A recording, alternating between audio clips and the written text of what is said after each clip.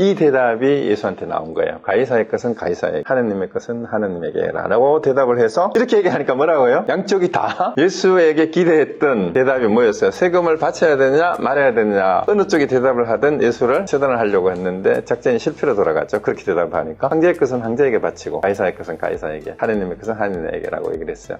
그 대답하고 똑같아요. 이게. 그래서 이제 조조선의 대답은 뭐예요? 야, 세속의 왕이 높으냐 법의 왕이 더 존귀하냐 라고 하니까 조주의 답변이 이거예요. 인왕이라면 인왕 가운데 높고 법왕이라면 법왕 가운데서 높습니다. 이렇게 대답을 한 거예요. 이건 비교할 수 없는 거죠. 이러니까 이 답변에 이제 연왕하고 조왕이 법력이 높은 스님을 깨닫고 법문을 청해서 듣고 찬탄해서 이제 머리를 조아리고 물러갔어요.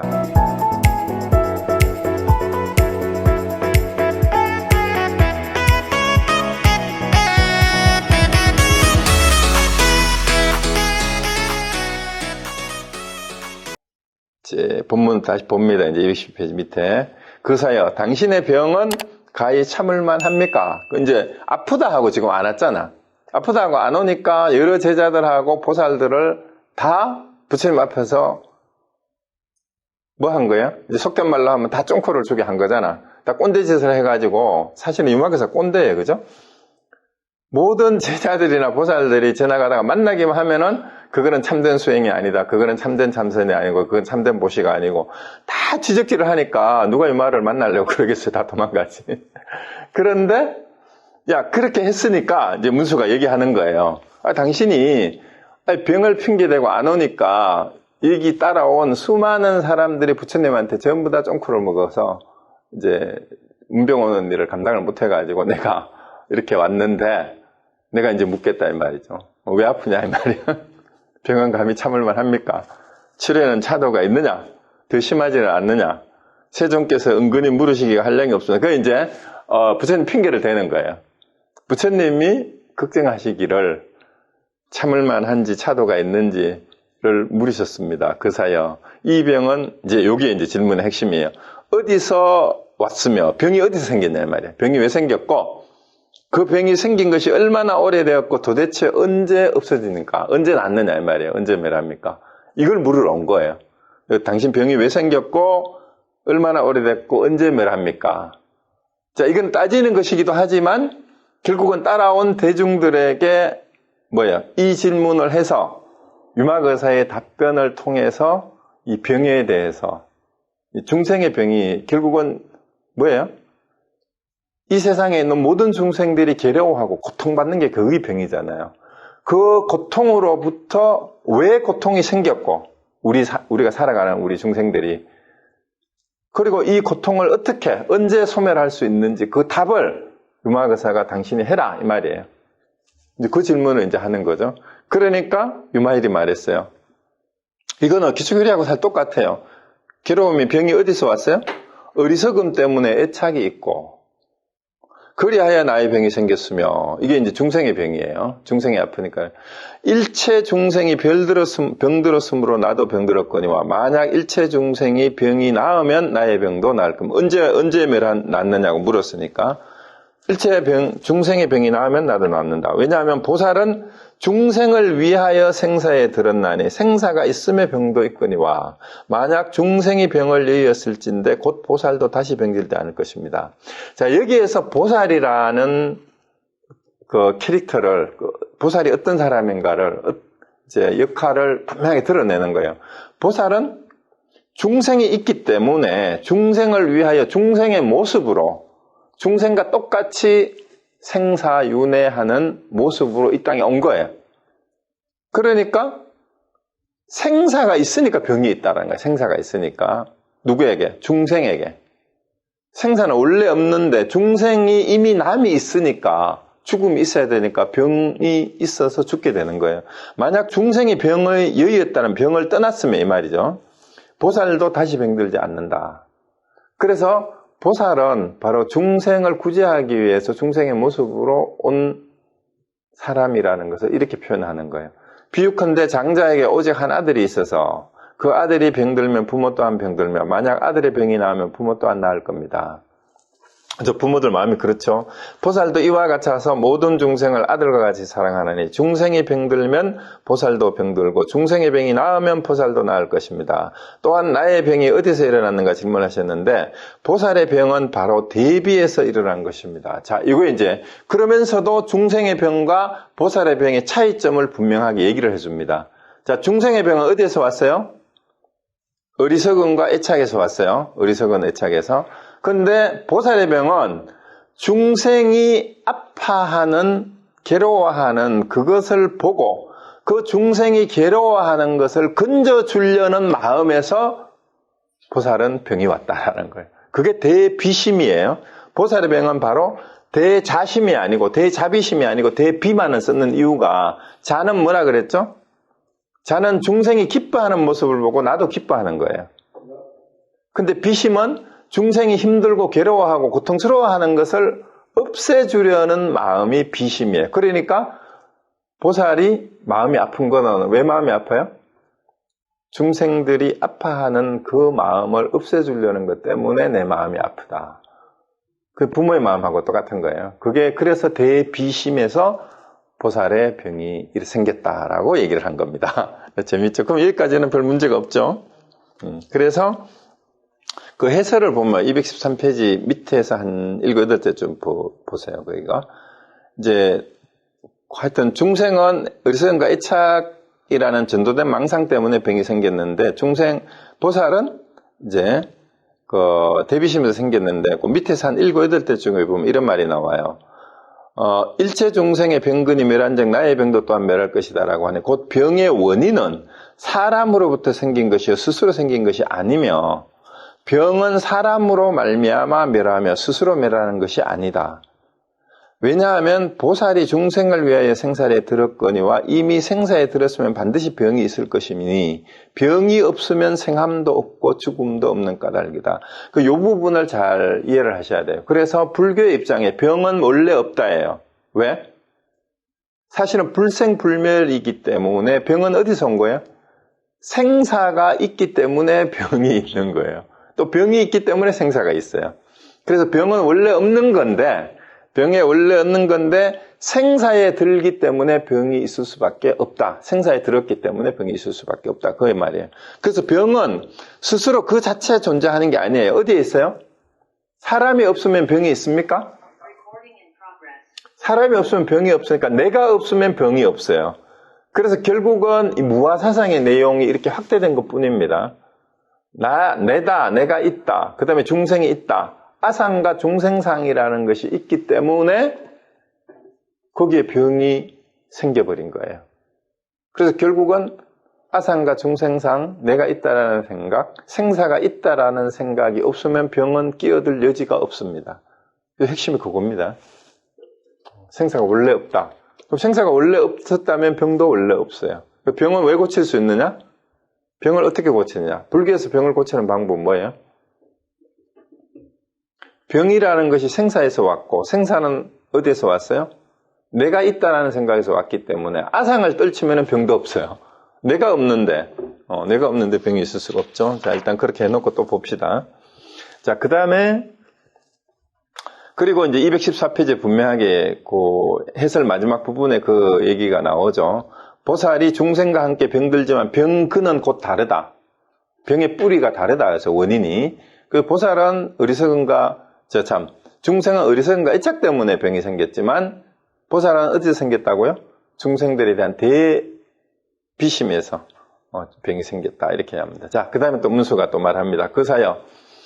근데 이 방에 왜 시자가 아무도 없느냐 이 말입니다. 이 장자고 되게 부자고 이제 그러는데 아픈데 이 장자께서 왜 시자가 없습니까? 물어요. 그러니까 요마엘이 제불의 국토도 또한 다시 모두 비었습니다. 이 방이 뭐예요?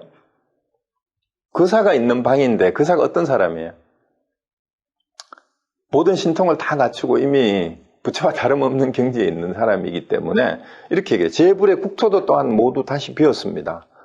그러니까 시자가 없는 까닭은 불국토가 다 비어있는데 시자가 이 자리에 있을 이유가 없다라는 거예요.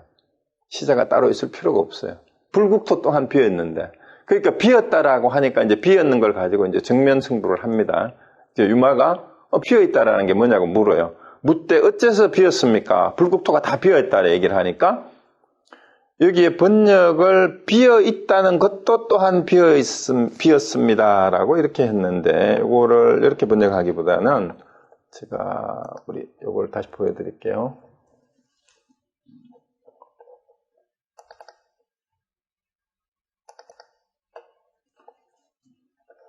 다음 페이지. 어떻게 됐나?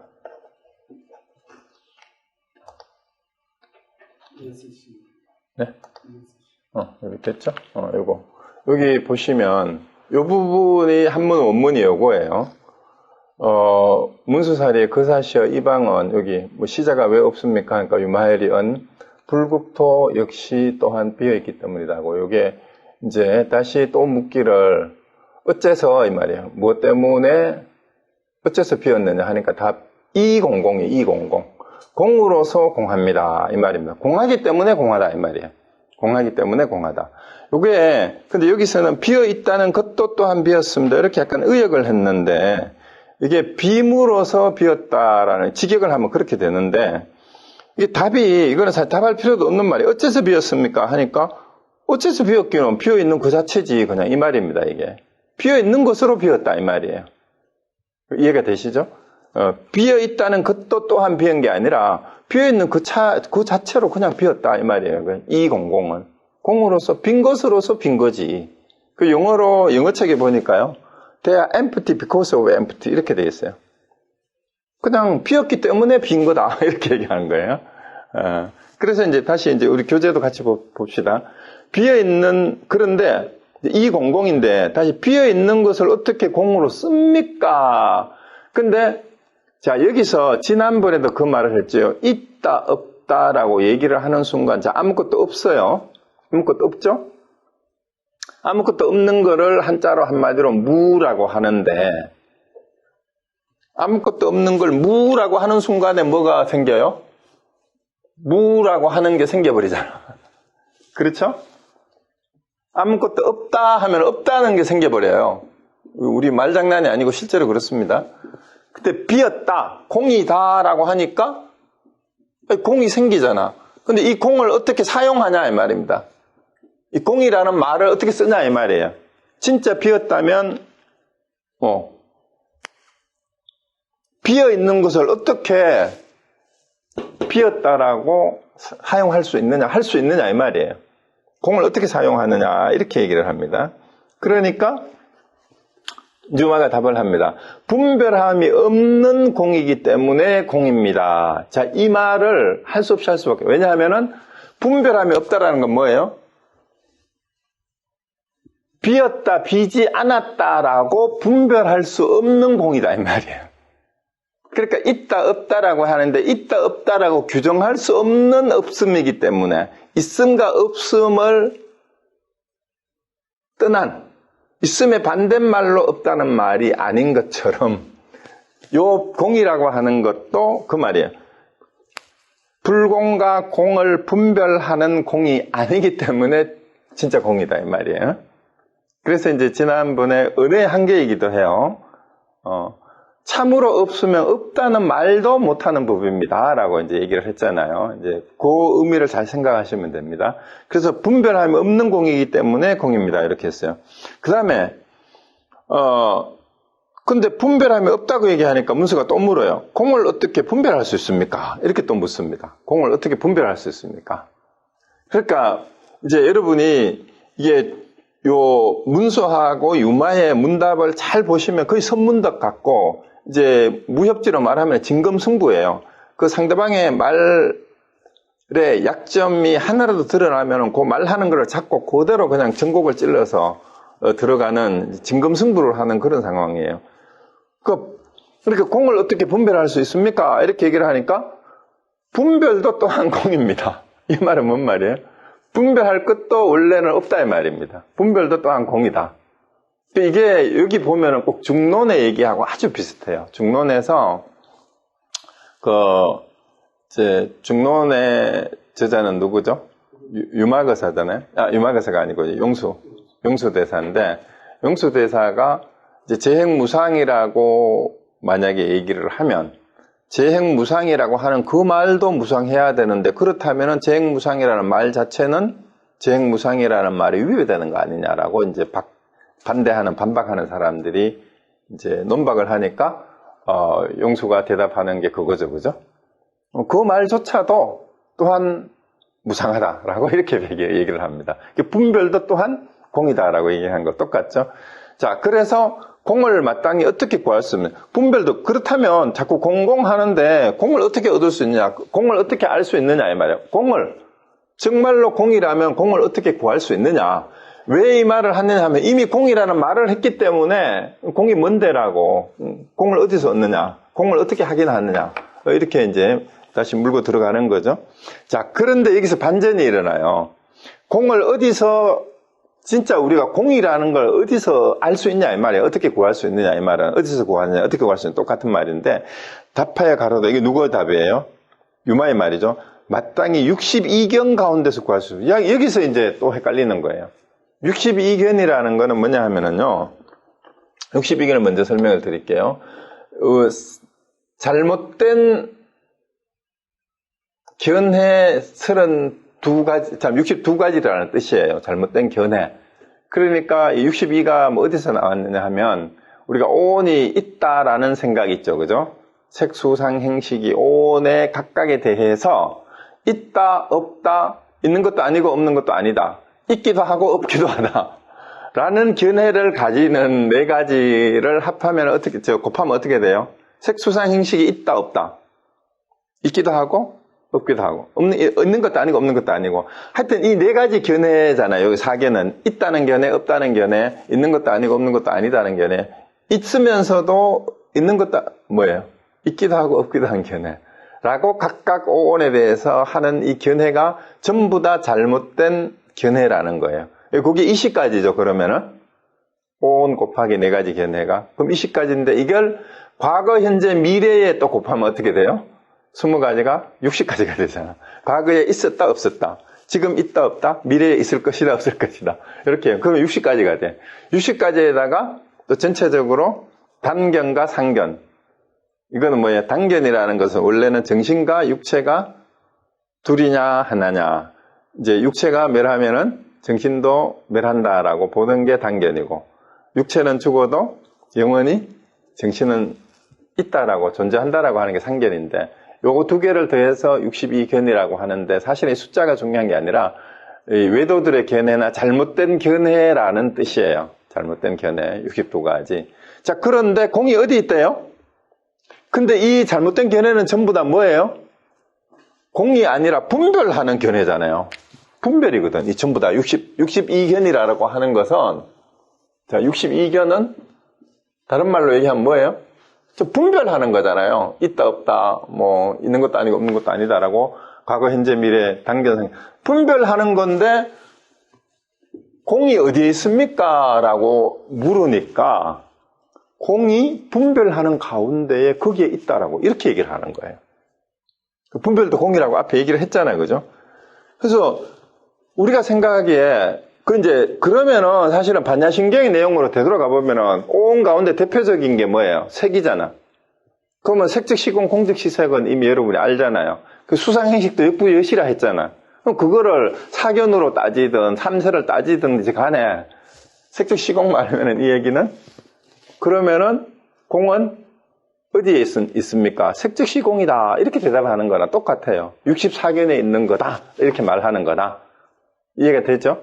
그래서 이 말의 용어를 따라가면 안 되고 핵심의 포인트만 정확하게 짚으면 공이 뭘 얘기하려고 하는 거다라고 알면 62견에 공이 있다. 예. 자, 또 묻되 62견은 맞다. 요건데 요 중간에 이게 본문이 완전히 번역을 이게 편집하면서 두 문장이 완전히 빠져버렸어요. 그래서 여기 뭐냐 하면 요게 빠져 있어요. 이 본문에 요거를 62견은 어디서 구해야 합니까?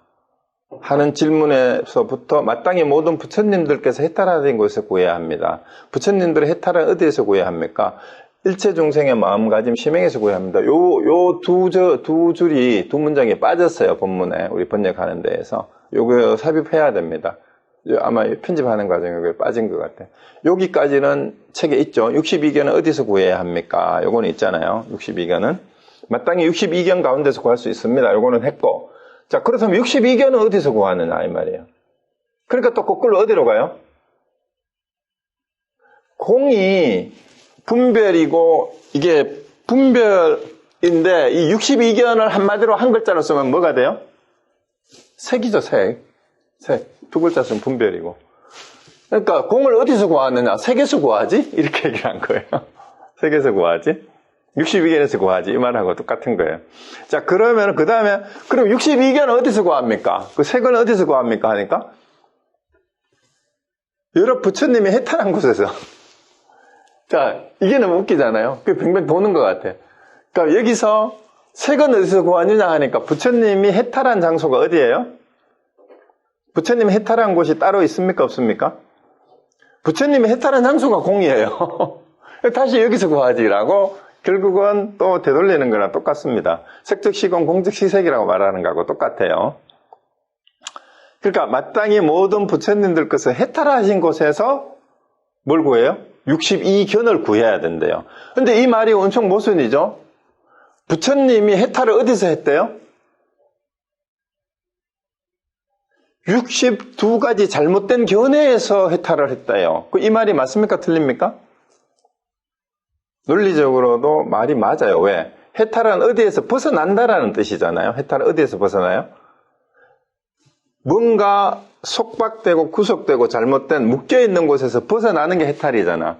그럼 어디에서 잘못된 62가지의 견해에 묶여있는 데에서 벗어난 곳, 그게 부처님이 해탈한 자리예요. 그러니까 잘못된 견해에서 부처님이 해탈했다는 말이 맞죠. 자, 그럼 여기서 다시 얘기합니다. 62견해가 있는 곳이나 부처님이 해탈하는 견해가 있는 해탈지견이 있는 곳이 장소가 어떻다는 얘기예요? 둘이 아니다는 얘기예요. 따로 있는 게 아니다 이 말이에요. 62견이 있는 데에서 해탈하는 자리가 국이 있고, 그러니까 중생의 62견은 다른 말로 하면 중생의 번뇌예요. 번뇌가 있는 곳에서 해탈을 하는 거다 이 말이에요. 그러니까 이 말이 재밌죠. 마땅히 모든 부처님이 해탈하신 곳이 거기가 어딘데? 여러 가지 잘못된 62가지 번뇌 망상이에요. 거기서 해탈했어요. 당연하죠. 부처님의 해탈은 번뇌 망상으로부터 해탈한 거니까. 자, 그러면은 또 다시 물어요. 부처님의 해탈은 그럼 어디서 구해야 하냐? 부처님의 해탈은. 그러니까 뭐라고 합니까? 답이 일체 중생의 심행에서 구해야 된다. 부처님 해탈이 어디서 나온다고요? 중생들의 마음에서 나온대요. 중생들의 마음에서. 그러니까 부처님의 해탈하는 마음이 어디에 있다는 얘기예요? 중생의 마음 가운데 있다는 얘기예요. 중생의 마음 가운데. 자, 이 말이 거기 이제 우리 책에는 보면 이렇게 해놨어요. 그 중간에 두 문장이 빠지고 이게 나와야 돼요. 또 마땅히 일체 중생의 마음과 행동에서 구해야 합니다. 근데 이거 번역을 이렇게 하면 안 됩니다. 심행은 한자를 마음과 행동으로 두 글자를 써서 번역할 수도 있는데 여기서 말하는 심행은 마음과 행동으로 번역하면 안 되고요. 마음이 행하는 것 이렇게 써야 돼요. 마음이 행하는 것. 마음이 행하는 데에서 나왔다 이렇게 해야 돼요. 그 마음이 행하니까 마음씀이죠. 나는 마음가짐으로 번역을 할까? 마음씀으로 번역하는 게 좋을 것 같아요. 심행을. 그리고 원문도 이렇게 돼 있어요. 산스크리트어에 보면은. 그래서 마음과 행동으로 이렇게 번역을 하면 안 되고요. 마음씀, 마음가짐. 그러니까 부처님의 해탈은 중생들이 마음 싸는 그 자리에서 구해야 된다. 왜? 부처님의 해탈이 어디에서 해탈되는 거예요? 중생들의 번뇌 망상을 없애면은 거기가 바로 해탈이잖아요. 그렇죠? 그러니까 중생들의 번뇌 망상이 일어나는 자리가 중생의 심행이에요. 중생들이 마음 쓰는 자리가 마음가짐이죠. 마음가짐. 마음의 움직임이라고 해도 돼요. 마음씀이라고 하는 게 더 맞겠죠. 그죠? 마음씀. 심행. 그러니까 중생들의 심행에 부처님들의 해탈이 거기서 구해진다 이 말이에요. 그러면 중생들의 번뇌 망상을 가지고 마음을 쓰는 그 자리에서 부처님이 해탈하는 자리도 거기다 이 말이에요. 그걸 버리고 따로 해탈해야 될 자리가 따로 있는 게 아니다라는 그 얘기입니다. 자, 그러면 쉽죠? 간단하죠? 자, 그래서 이거를 뭐 마음과 행동이 이렇게 복잡하게 하면 안 됩니다. 자, 그래서, 자, 그 다음에 또 내려갑니다. 그 본문 책을 보십시오. 또한 인자는 왜 시자가 없는가라고 물었는데, 이제 유마가 얘기하는 거죠. 이제 당시 문수 보살이 내한테 시자가 왜 없는다고 물었는데, 내가 이제 답한다면, 일체 중마와 모든 외도가 다 내 시자다. 다 이제 여기서 이제 거꾸로, 다 비워놨는데, 뭔 말을 하는 거예요? 내가 시자가 따로 있을 필요가 없다는 거예요. 왜? 일체 모든 마구니하고 모든 외도가 다 이 세상에 있는 모든 중생인데 다 내 시자다. 이렇게 얘기하는 거하고 똑같습니다. 일체 외도와 마구니들이 전부 다 내 시자래. 왜냐하면 중마라는 것은 생사를 즐기지만, 자, 여기서 이제 보살의 또 특징이 나오는 거예요. 모든 무리의 마구니들, 이 말이죠. 그죠? 마구니 무리들이란 이 말이에요. 사탄의 무리들은 이제 기독교식 얘기하면 번역하면 그렇게 하면 더 맞겠죠. 사탄의 무리라는 것은 생사를 즐기지만 보살은 생사에 버림이 없대요. 생사에 걸림이 없는 거예요. 그리고 외도는 여러 가지 견해를 즐기지만 이제 다양한 견해, 62견해를 가진 게 외도잖아. 보살은 여러 가지 견해에도 흔들림이 없기 때문이다.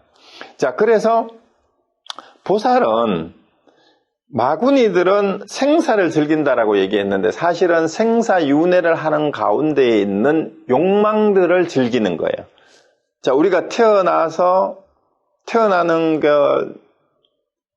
인간은 좀 웃기죠. 인간이 태어나는 당사자는 정작 혼자 우는데 주변 사람들은 다 기뻐해요.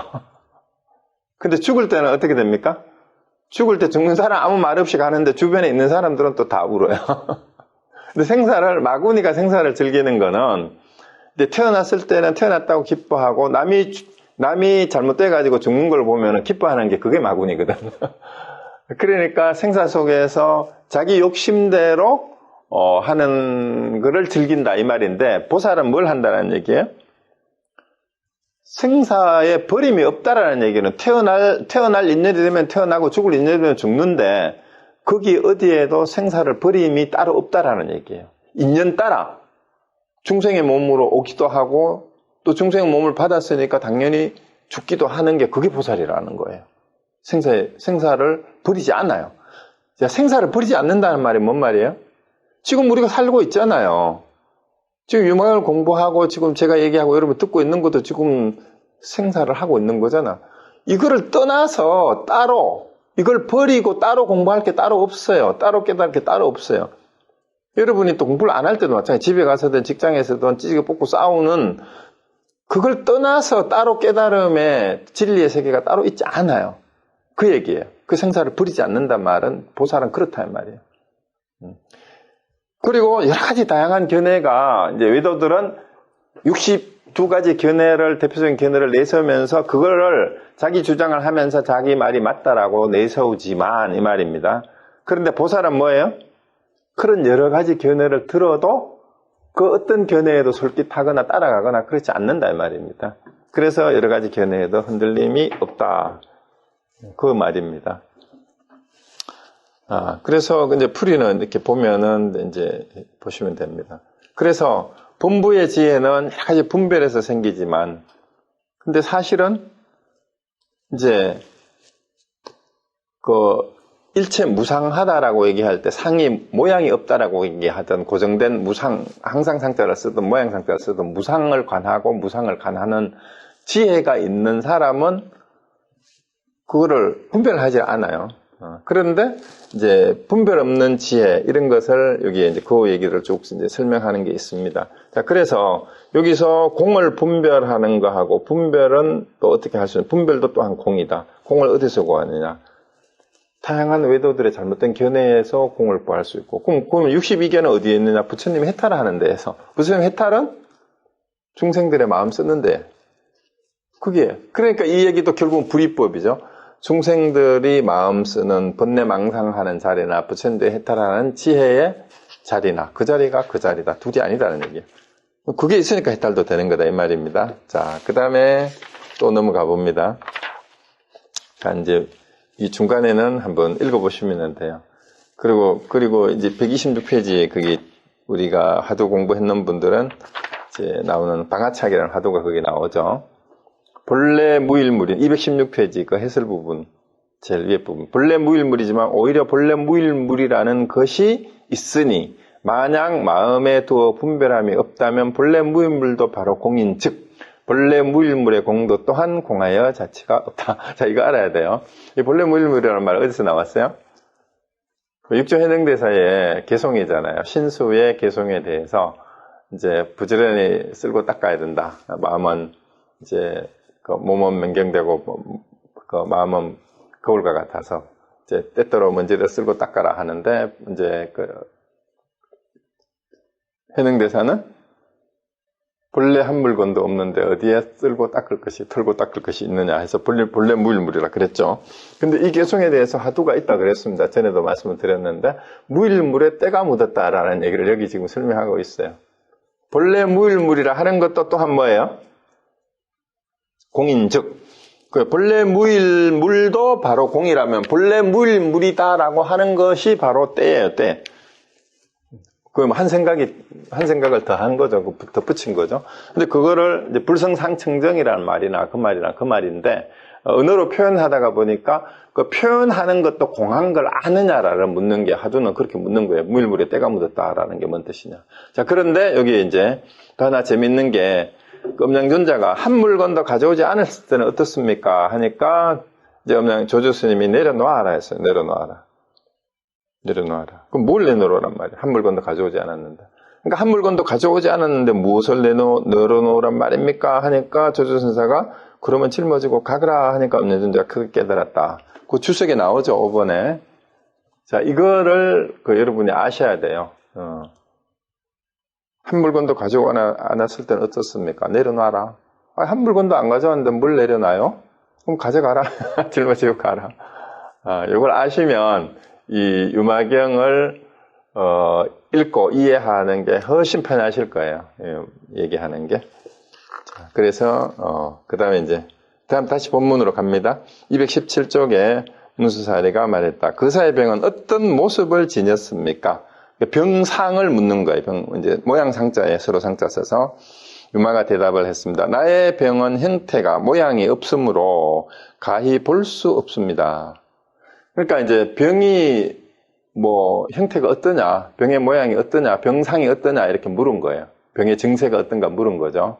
그러니까 나는 증세라는 게 따로 없다 이 말이에요. 모양이 없어요. 그래서 볼 수가 없습니다. 왜? 라고 한 거예요. 근데 보통 병의 증세는 열이 있든가 뭐 어디 상처가 났든가 피곤하든가 뭐 그런 게 있어야 되잖아. 근데 나의 병은 모양이 없대요. 그런 증세가 없다라고 얘기하는 겁니다. 또 묻되 다시 물었어요. 볼 수 없다 하니까, 자, 그럼 몸에 속하는 겁니까? 마음에 속하는 겁니까? 물었어요. 네가 이제, 이거는 뭐예요? 너 몸이 아픈 거냐? 마음이 아픈 거냐? 이렇게 물었어요. 이게 몸의 병이냐? 마음의 병이냐? 아프다 하는데, 이렇게 물은 겁니다. 그러니까, 유마가 또 뭐라고 대답합니까? 답하여 가로되, 몸에 속하는 것이 아니니, 몸은 서로 여이기 때문이며, 또 마음에도 속하는 것이 아니니, 마음은 한과 같은 까닭입니다. 했는데, 이것도 번역이 조금 이상해요. 자, 왜 그런가 하면, 여기 원문이 한자가 요겁니다. 답하여 가로되 몸에 속하는 것이 아니니 병은, 이 주어가 병이 돼야 되죠. 신상을 떠나 있기 때문이다. 저는 번역을 이렇게 하는 게 더 낫다고 보는데, 몇몇 사람은 이거를 여기처럼 번역을 했어요. 몸은 서로 여이기 때문에. 이경 박사 옛날에 이경 교수 돌아가신 분 책도 이거를 몸은 서로 여인다라고 번역을 해놨는데, 또 다른 책은 보니까 이렇게 했는 것도 있는데, 요거는 뭐냐 하면은요, 병은 답하여 가로되 몸에 속하는 것이 아니라면, 여기도 앞에도 병이 있어야 돼요. 병은 몸에 속하는 것도 아니다 이 말이에요. 병은 몸이라는 모양하고 관계없이 몸이라는 모양을 떠나 있기 때문이다 이 말이에요. 병이 몸에 속하는 것이 아닌 것은 병은 신상을 떠나 있다 이 말이에요. 병은 신상하고 관계가 없다 이 말이에요. 이거 신상을 서로로 해석을 하면 안 돼요. 몸은 서로 떠났기 때문으로 해석을 했는데, 우리 책의 번역은 이 신상은 몸이라는 모양입니다. 신상을 떠났기 때문에 병은. 또한 마음과 관계된 병도 아니니, 이건 이제 속하는 관계된 합이라는 말을 이제 그렇게 썼어요. 신합, 심합. 마음에 합한, 마음에 속하는 것도 아니다. 마음은 환과 같은 것이기 때문이다. 이렇게 해석을 해야 돼요. 그래야 앞뒤 대꾸도 맞아요. 그래서 병은 몸에 속하는 것도 아닌 이유가 바로 몸의 모양을 떠나 있기 때문에 그렇다라는 그렇게 해석을 해야 됩니다.